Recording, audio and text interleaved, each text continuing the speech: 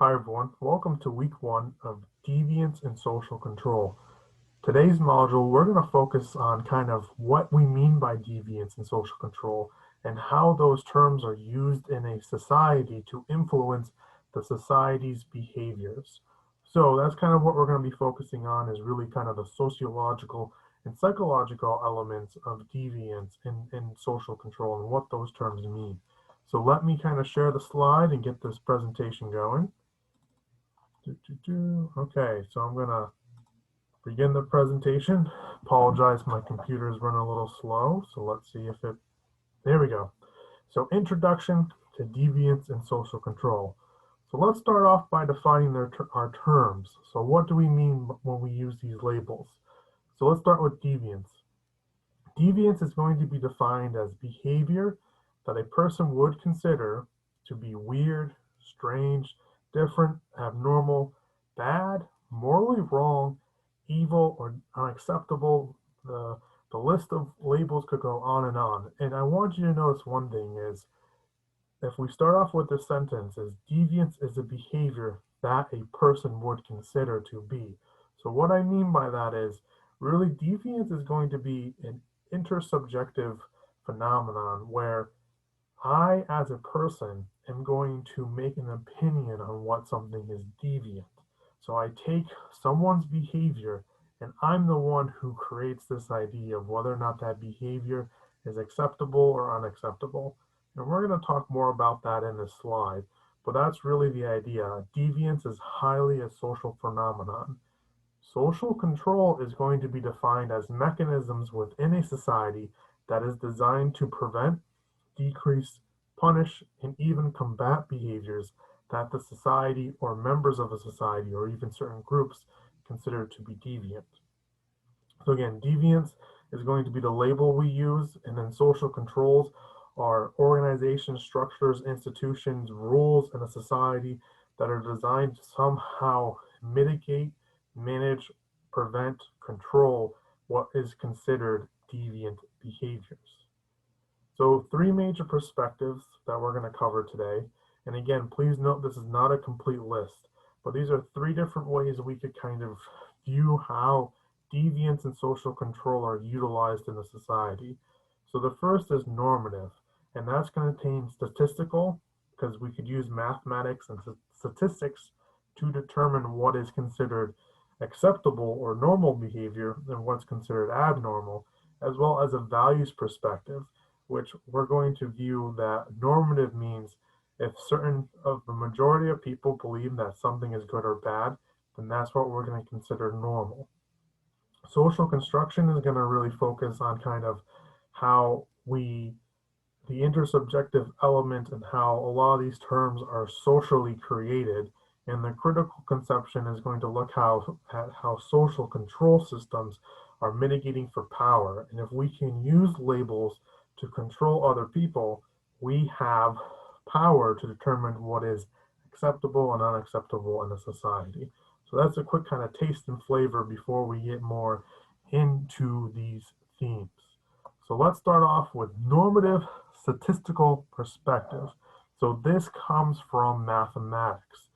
So what I mean by that, already you see the bell curve, and essentially what we're talking about is, if I gave you an assignment I want you to sit in front of a group and just count the different behaviors that are occurring in this group, what we could do is we could create a chart and analysis and determine what behaviors are most common and what behaviors are not as common. The most common behaviors we would consider to be normal in that group. The behaviors that are less frequent, we're going to consider to be deviant. So most people in this group act this way, where some people in this group act a different way. Those would be our deviants. They're deviating from the norm. So again, in this sense, normal literally meaning pertaining to the norm. So it's the average. It's the average amount of behaviors occurring in a certain circumstance or situation. While deviant is going to mean anything that is moving away from the norm. So again, we can calculate this By all the possible behaviors in a given situation, the average or most occurring behaviors will be labeled as normal. So think of any social situation you've been in. There's already certain expected behaviors how people engage in. The classic in sociology is the elevator. We use this example quite a bit, but the norm, especially in the United States, is when you're in an elevator, you face the door you came in. That is considered the norm. Anyone who faces a different direction is going to consider deviant because they're not doing what most people do in that circumstance. So again, this normative perspective is going to really focus on what most people in the group are doing, and then those who aren't engaging in that behavior, they're doing behaviors that are less frequent, so then they're deviant. So from this perspective, this has no value labels. It is just about frequency of behaviors. But already, just even describing this, it's hard not to add our values of what behavior should be done in a circumstance. So that's why another component of normative is a values perspective. So what this means is we're using normal to explain what is good or what is bad, okay? So we'll hear this a lot in our society, or most societies have this type of language where someone engaged in behavior and our response is, well, that's not normal, or a normal person wouldn't do that. So for example, going back to that elevator situation, if someone's not facing the doors they came into, that's not normal. And then we could maybe even question the character of why that person's not engaging in the acceptable behavior that occurs in that situation. So again, this is where our own psychology and our own subjective experiences are going to interact with normative perspective. So just think of any social gathering you've been into. If someone's acting different, it's easy for us to start to value the the human character. Oh, they're acting strange. Maybe something's wrong with them. Or damn, that's not normal. Like what's wrong with this person? They shouldn't be doing that. We can quickly kind of judge and see that perspective. So so with that, we use this perspective quite a bit in our daily life, but what is interesting is if we explore more from those labels, there may not be a clear definition of what makes up a normal person. Instead, we know that what is not a normal person, or do we? So in other words, from a normative perspective, we have this idea of what normal is. But if I asked you to define, if you could explain a normal person, in general, that may be hard. Instead, it's easy for us to explain what a not normal or abnormal person is. So that's kind of this idea of value perspective. So to kind of take the normative kind of model of deviance, I'm going to give an example. So according to the Pew Research Center in 2018, 61% of Americans polled in the survey stated that marijuana use should be legal. So from a statistical perspective, the opinion that marijuana use should be legal would be classified as normal because more than 50% of these individuals have agreed that this should be legal. So that's the majority of our bell curve, right? So those who feel it should stay illegal would be seen as deviant because they're not part of the majority. So from a value perspective, we know that certain elements of the United States still strongly promote the narrative that marijuana is bad and seen as evil. Therefore, it must stay illegal to protect the American public. As we can see, the normative definitions has limitations and does not explain the conflict between the statistical and values perspectives, nor does it give us much insight into deviance and social control. So what I mean by that is if the normative perspective, especially the statistical perspective, was how we would define what is acceptable or not acceptable, then that would mean that marijuana use would be legal because majority of a population says it should be. But we know that's not the case. Instead, we still see a lot of value perspectives in how a society determines what should and should not be important. So the value perspective, again, we need to go deeper. We need to understand what is the motivations of those values, what benefits do people get from using the values perspective. So kind of moving next to that, whoops, sorry, is social construction can kind of add to the normative perspectives when we combine statistical and the value kind of approaches. So from this perspective, deviance is going to exist between the interaction of an actor, so someone who partakes in the behavior, and an audience observing that behavior. So that's how deviance is created, socially constructed between interactions of human beings. So again, from this perspective, deviance is highly subjective because I am going to observe a behavior someone else does, then I'm determining whether that behavior is appropriate or not appropriate. So what one person feels as deviant may not be the same as what another person sees as deviant. So likewise, the context or environment will change what is considered deviant or normal. So from this perspective, there's no inherent, concrete, or biological root of deviant behavior. So you're not necessarily born deviant, or genetics may not necessarily play a role into deviance. There's no inherentness of deviance. Deviance is going to stem from the interaction between others observing you, the context you're dealing with, not only the environment, but also the social context of those behaviors. So, from this standpoint, deviance cannot exist without society. So that's the big thing. Without some sort of social structures of norms, values, rules, etc., deviance does not exist. So, with that though, even though I'm talking about we need some sort of observer to label that deviance, we are still impacted by social construction even when we're alone.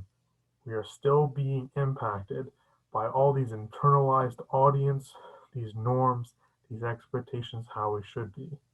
So the audience can be real, imagined, and internalized. So we're going to talk more about that in the future. But an example would be, let's say you're getting ready for the day, you're alone in your room, you're trying on different clothes, and you're seeing how you look in the mirror. Well, the clothes you're picking, the way you're appearing, there is some sort of expectations of what is going to be acceptable by others and what's not going to be acceptable. So even in that like solitary environment, you still have this thought of what others are going to see you and view you as. So we can never kind of leave this hidden audience per se. It's always there.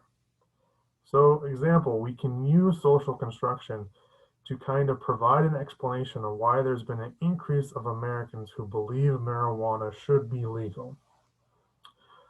And again, if we have still these rules against it, especially from a federal level, but we have an increase of a population agreeing to it, then clearly the normative or value perspective has limitations. So social constructionists would state that the norms and meanings of marijuana are changing. Because again, the social context and the environment are fluid, and there's not really a lot of hard rules because it is created between interactions between others. It's highly subjective and can be highly influenced by people's perceptions of a certain event. So again, in the past, especially in the United States, marijuana had a strong symbolic association with terms like hippies, dropouts, and deadbeats. So there still is a negative stereotype, and it's been strong for a long time in the United States. But now there's been an increase of more positive associations to almost combat the negative associations. So one example is we've had a huge increased industry of using marijuana as a medicinal purpose.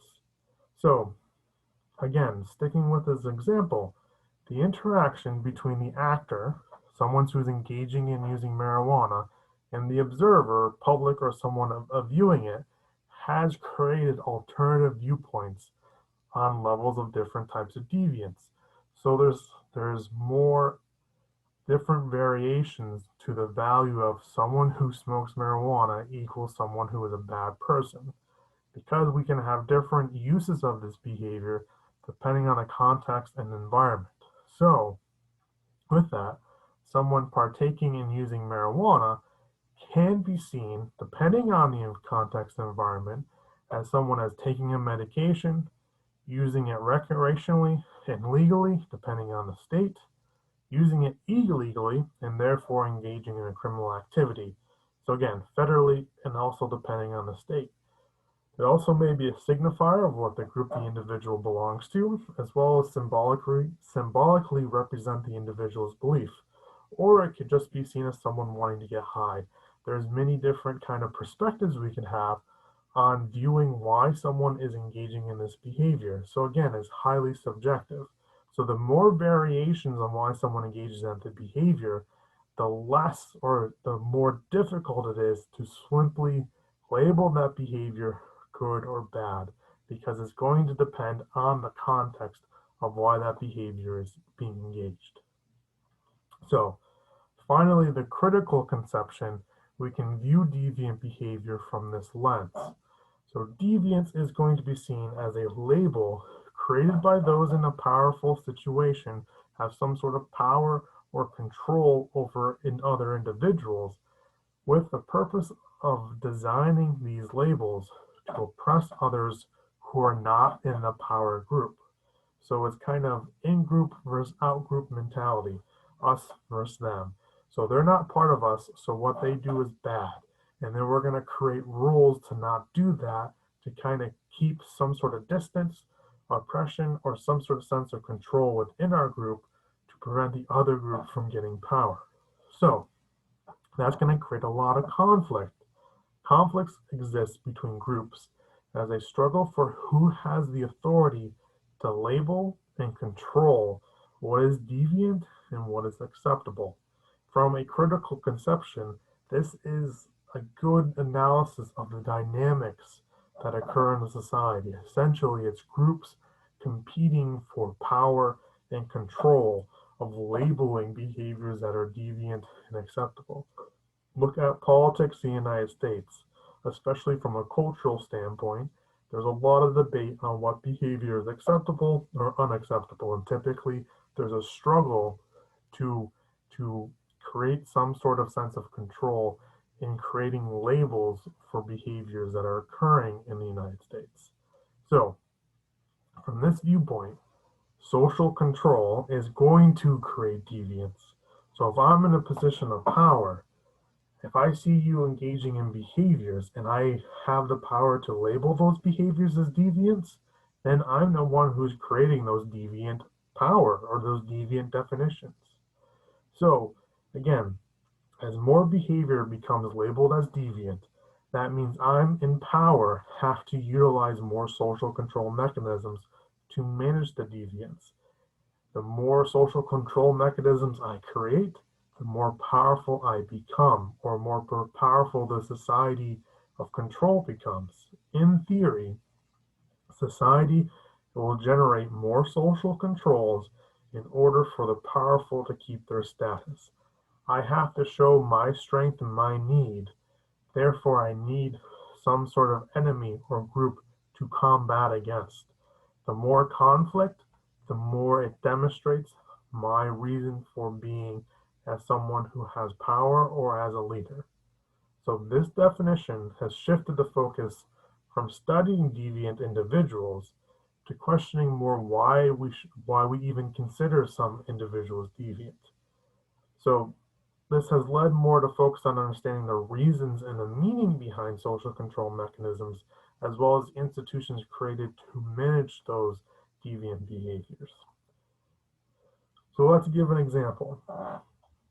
So again, using critical theory, especially conflict theory, we can utilize that seeing marijuana or cannabis as labeled as federally legal is going to create more power structures, more finances, so more sense of revenue because we can create infrastructures like fines as well as policies that create more money for certain institutions and resources for the US government.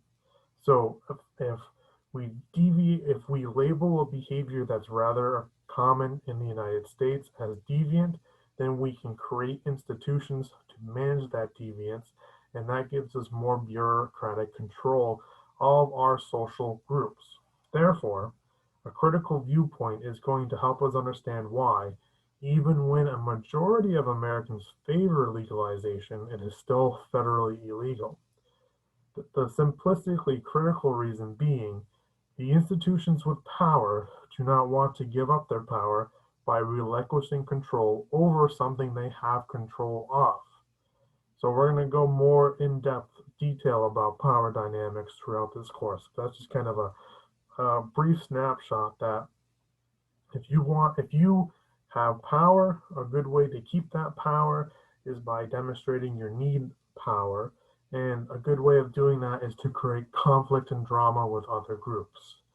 So that's just kind of a simple formula of why social control is created, because it gives more power to individuals who have the power to begin with.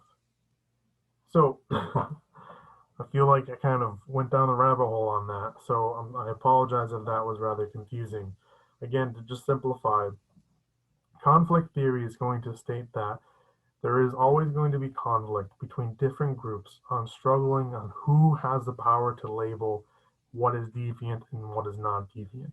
And that's going to create this kind of symbolic arms race to build more institutions to conflict with each other. So let's move on to different levels of deviance in social control. So in sociology, we can take deviance and sparse it into different levels of deviance, and then that level is going to dictate how much social control is needed to manage that deviance. So we're going to start off first with mundane deviance. This is going to be seen as everyday behavior that's just seen as a little different. So with mundane deviance, there's very little consequences for engaging in this behavior. Because there's very little consequences, we don't need strong formal institutional measurement of social control. Instead, social control is typically informal. So informal means there's no official written rules about how to act, nor are there formal structures to enforce the rules. So example of mundane deviance is eating cold pizza for breakfast. So if you why I would use that example is it is not what we consider breakfast food.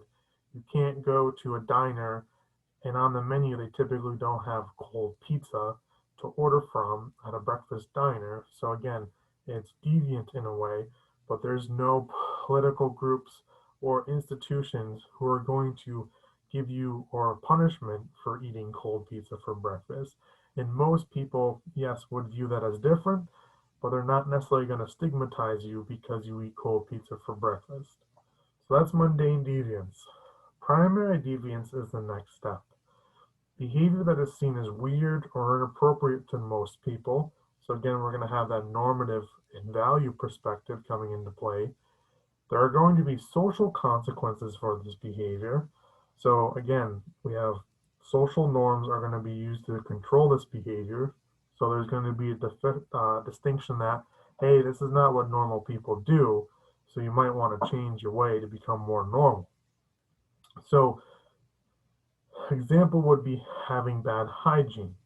Most likely others are going to sanction this behavior by confronting the individual, name calling, socially avoiding, and even excluding the individual from group tasks. So we have more of an informal way of controlling this behavior. Again, we're not going to see large formal institutions partaking into managing primary deviance. Primary deviance is going to be more just others using social control, such as social norms, to influence that behavior. Secondary deviance is going to be now social institutions are designed to manage these deviant elements. So behavior is going to be seen as criminally or illegal, as criminal or illegal. So there's going to be strong consequences for these behaviors. Because there's strong consequences, we're going to need social control mechanisms to enforce those consequences.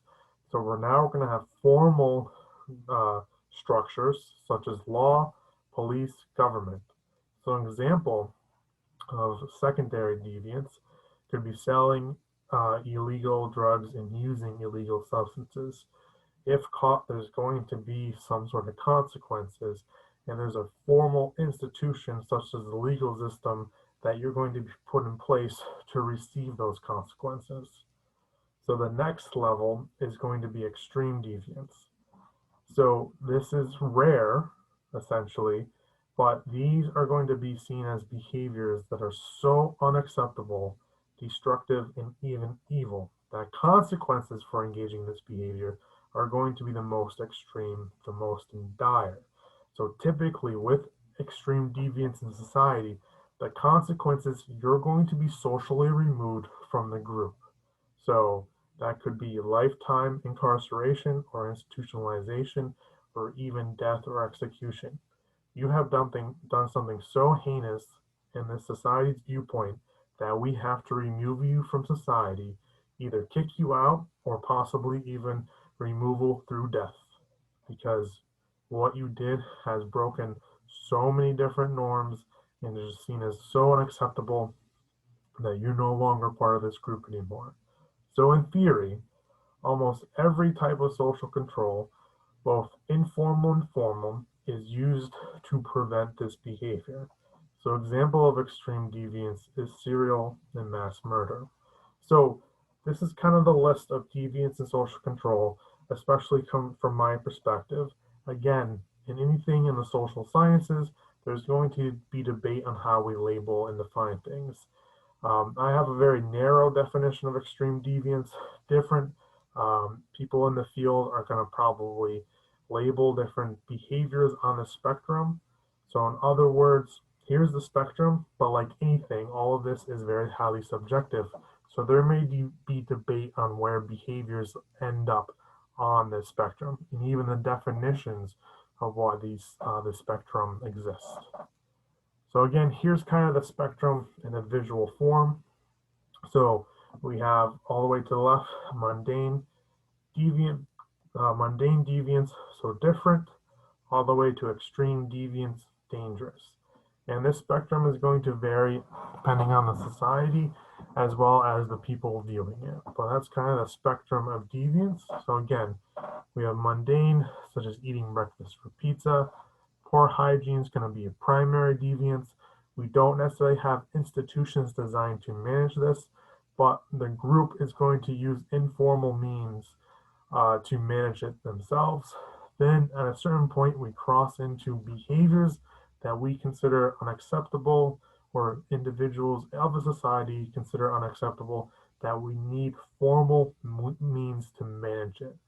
So again, secondary deviance, now we're getting the law involved to have consequences for this behavior. Then finally, at the very, very end of the spectrum is going to be extreme, dangerous behavior. So that's kind of the spectrum of deviance. The big thing I want you to take away from the slides is that deviance is highly subjective. Again, what you may label as deviance, it may not be the same as what I label as deviance, because we may come from different groups, different histories, different social expectations, and so it's going to be rather various. Yeah, there's going to be variations of how we define deviant behavior. In addition to that, social control is going to be ways to mitigate that behavior. And the more the behavior is seen as unacceptable, the most likely the stronger social controls are going to be. So at a certain point, no longer is it just a group informally managing that deviance, but now we have institutions and brick and mortar structures and written laws and policies to address those deviant behaviors. So that is kind of deviance and an introduction to deviance and social control. I hope you have a good day. I'm going to end the video. Bye, y'all.